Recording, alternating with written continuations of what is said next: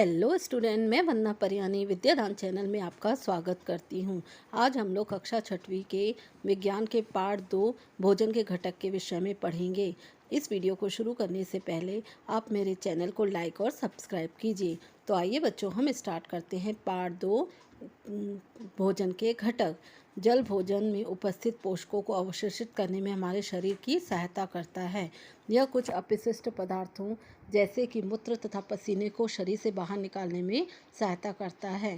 सामान्यतः हमारे शरीर को जितने जल की आवश्यकता होती है वह हमें उन वस्तुओं से प्राप्त होता है जिन्हें हम द्रव रूप में लेते हैं, जैसे कि जल, दूध और चाय आदि।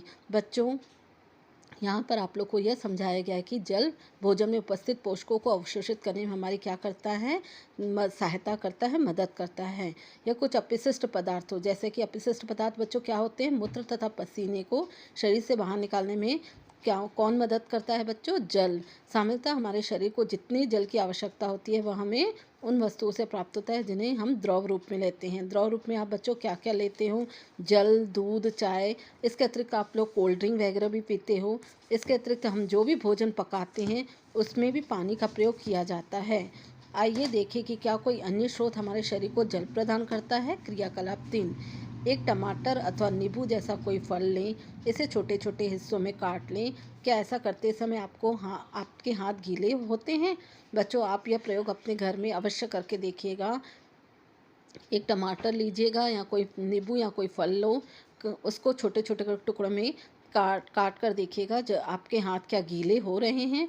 जब भी आपके घर में किसी फल या सब्जी को काटा, छीला या मसला जाता है तब ध्यानपूर्वक उसका निरीक्षण करें। क्या ऐसा करते समय आपको किसी ऐसे ताज़े फल या सब्जी के बारे में पता चलता है जिसमें पानी की मात्रा नहीं होती है?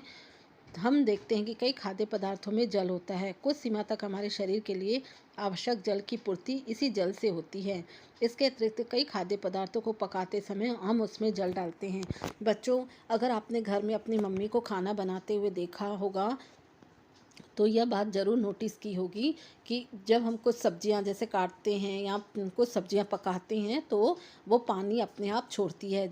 जैसे कि पालक को जब हम पकाते हैं तो पालक अपने आप पानी छोड़ता है। इसके अतिरिक्त कुछ ऐसे और भी सब्जियां रहती हैं, हरी सब्जियां रहती हैं जो पानी छोड़ती हैं। संतुलित आहार। संतुलित आहार बच्चों होता क्या है, इस विषय में आइए हम पढ़ते हैं। सामान्यतः हमारे पूरे दिन में हम जो कुछ भी खाते हैं उसे क्या कहते हैं बच्चों, आहार कहते हैं। हमारे शरीर की वृद्धि और अच्छे स्वास्थ्य को बनाए रखने के लिए हमारे आहार में वे सभी पोषक तत्व उचित मात्रा में होने चाहिए जिनकी हमारे शरीर को आवश्यकता है। कोई भी पोषक तत्व न तो आवश्यकता से अधिक होना चाहिए और न ही बच्चों कम। हमारे आहार में पर्याप्त मात्रा में वृक्षांश तथा जल भी होना चाहिए। इस प्रकार के आहार को बच्चों संतुलित आहार कहते हैं। तो आपको समझ में आ गया होगा बच्चों कि संतुलित आहार वास्तव में होता क्या है। संतुलित आहार ऐसे आहार को कहते हैं जिसमें किसी भी पोषक तत्व की मात्रा न तो अधिक हो न ही कम हो।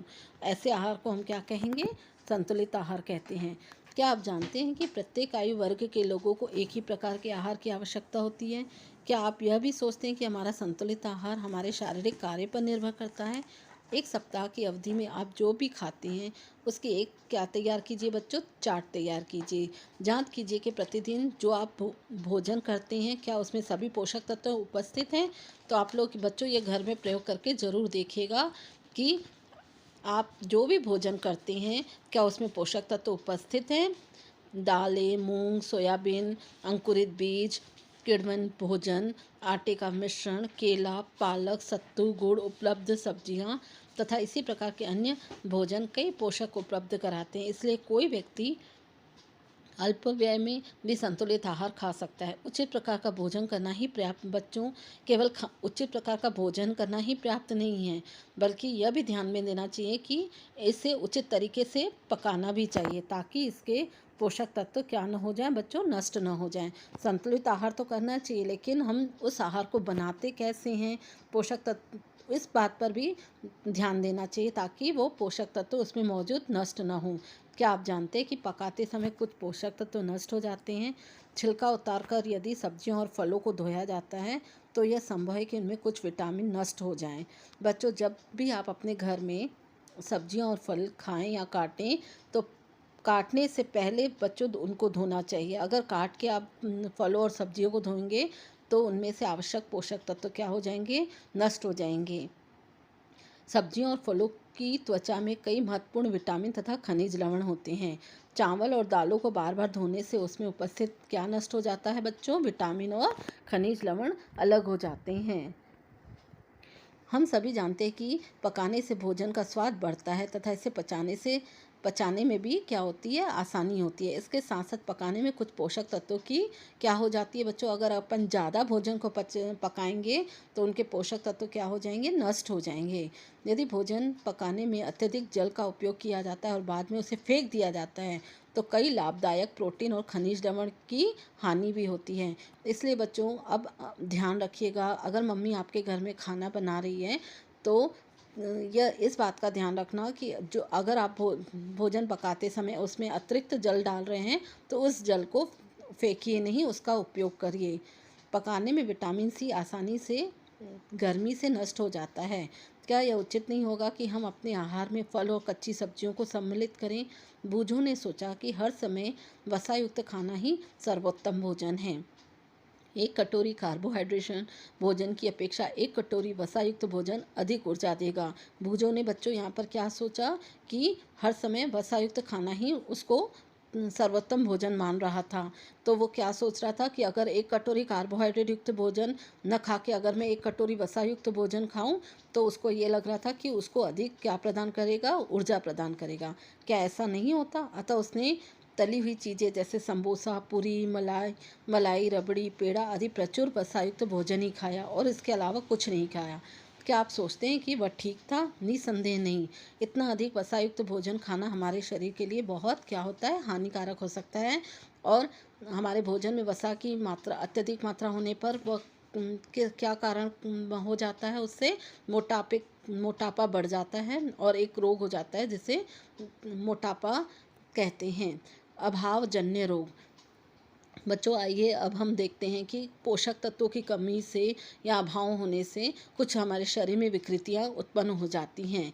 एक व्यक्ति खाने के लिए पर्याप्त भोजन पा रहा है लेकिन कभी कभी उसके भोजन में किसी विशेष पोषक तत्व की क्या हो जाती है, कमी हो जाती है। यदि वह कमी लंबी अवधि तक रहती है तो वह व्यक्ति उसके अभाव से ग्रसित हो सकता है। एक या अधिक पोषक तत्वों का अभाव हमारे शरीर में रोग अथवा विकृतियां उत्पन्न कर सकता है। वे रोग जो लंबी अवधि तक पोषकों के अभाव के कारण होते हैं उन्हें क्या कहते हैं बच्चों, अभावजन्य रोग। इसका मतलब है कि अगर हम प्रोटीन युक्त खाली भोजन करें सिर्फ और किसी जैसे कार्बोहाइड्रेट और वसा न लें तो उस और लंबे समय तक किस प्रोटीन का ही प्रयोग करते रहें तो कार्बोहाइड्रेट और वसा की कमी हो जाएगी हमारे शरीर में और उससे हमारे शरीर में रोग हो जाएगा। ऐसे रोग को क्या कहेंगे, अभावजन्य रोग कहते हैं। यदि कोई व्यक्ति अपने भोजन में पर्याप्त प्रोटीन नहीं ले रहा है तो उसे कुछ रोग हो सकते हैं जैसे वृद्धि का अवरुद्ध होना। बच्चों आप लोग को मालूम है ना, प्रोटीन की कमी से हमारी हाइट नहीं बढ़ेगी, वृद्धि नहीं होगी, चेहरे में क्या हो जाएगा, सूजन आ जाएगी, बालों का रंग भी उड़ना शुरू हो जाएगा, त्वचा की बीमारियां भी उत्पन्न होंगी और पेचिश नामक रोग भी आपको हो जाएगा। यदि प्रोटीन तथा कार्बोहाइड्रेट दोनों ही किसी व्यक्ति के आहार में एक लंबे समय तक अनुपस्थित रहे तो उसकी वृद्धि क्या हो जाएगी, पूरी तरह से रुक जाएगी और ऐसा व्यक्ति कैसा दिखने लगेगा, दुबला पतला और इतना दुर्बल हो जाएगा कि चलने में भी क्या हो जाएगा, वो असमर्थ हो जाएगा। इसी प्रकार विभिन्न विटामिन और खनिज लवणों के अभाव से भी बच्चों विभिन्न प्रकार के रोग और विकृतियां हो सकती हैं। इनमें कुछ सारणी 2.3 में दर्शाए गए हैं। सभी अभावजन्य रोगों की रोकथाम संतुलित आहार से लेने से की जा सकती है। बच्चों अगर हम संतुलित आहार लें तो हमको ये अभावजन्य रोग नहीं होंगे। आइए हम सारणी 2.3 के बारे में विचार विमर्श करते हैं। विटामिन, खनिज, अभावजन्य रोग, विकार और लक्षण। Vitamin A. बच्चों विटामिन ए की कमी से कौन सा अभावजन्य रोग हो जाता है, क्षीणता, दृष्टिहीनता। इसके क्या क्या लक्षण शरीर में दिखाई देते हैं बच्चों, कमजोर दृष्टि का होना, अंधेरे में कम दिखाई देना, कभी कभी क्या होता है पूरी तरह से दिखाई देना क्या हो जाता है, बंद हो जाता है। इसी प्रकार विटामिन B1। विटामिन B1 की कमी से बच्चों कौन सा रोग हो जाता है, बेरी। इसके क्या लक्षण हैं, दुर्बल पेशियां और काम करने की ऊर्जा में कमी हो जाती है। विटामिन सी की कमी से बच्चों कौन सा रोग हो जाता है, स्कर्वी। इसके पहले भी मैंने आपको बताया है कि विटामिन सी की कमी से दांतों के रोग हो जाते हैं, मसूड़ों से खून निकलने लगता है, घाव भरने में क्या होता है, अधिक समय लगता है। इसी प्रकार है विटामिन डी। विटामिन डी की कमी से बच्चों कौन से रोग हो जाता है, रिकेट्स। तो इसमें क्या होता है बच्चों, इसके क्या लक्षण दिखाई देते हैं, अस्थियों का मुलायम होकर मुड़ जाना। कैल्शियम। कैल्शियम की कमी से कौन सा रोग हो जाता है, अस्थियां और दंत क्षय होने लगता है। तो इसके क्या लक्षण हैं बच्चों, कमजोर अस्थियां और दंत क्षय। इसी प्रकार है आयोडीन। आयोडीन की कमी से बच्चों कौन सा रोग हो जाता है, घेंघा ग्वाइटर। इसके क्या लक्षण दिखाई देते हैं शरीर में, गर्दन की ग्रंथि का फूल जाना, बच्चों में मानसिक विकलांगता आ जाती है। इसी प्रकार लोह मतलब आयरन। आयरन की कमी से बच्चों रक्तता का रोग हो जाता है और कमजोरी, शरीर में क्या हो जाता है, कमजोरी आने लगती है। इस अध्याय में हमने स्वयं से ये जानने की कोशिश की कि विभिन्न क्षेत्रों के भोजन में इतनी अधिक विविधता होते हुए भी हमारे आहार में पोषक तत्वों का वितरण सामान्य है। यह वितरण हमारे भोजन में आवश्यक पोषक तत्वों की उपस्थिति सुनिश्चित करता है। बच्चों, आप लोगों का यह चैप्टर अब यहीं समाप्त हुआ। इस चैप्टर का अभ्यास कार्य देखने के लिए आप मेरा अगला वीडियो ज़रूर देखिएगा। धन्यवाद।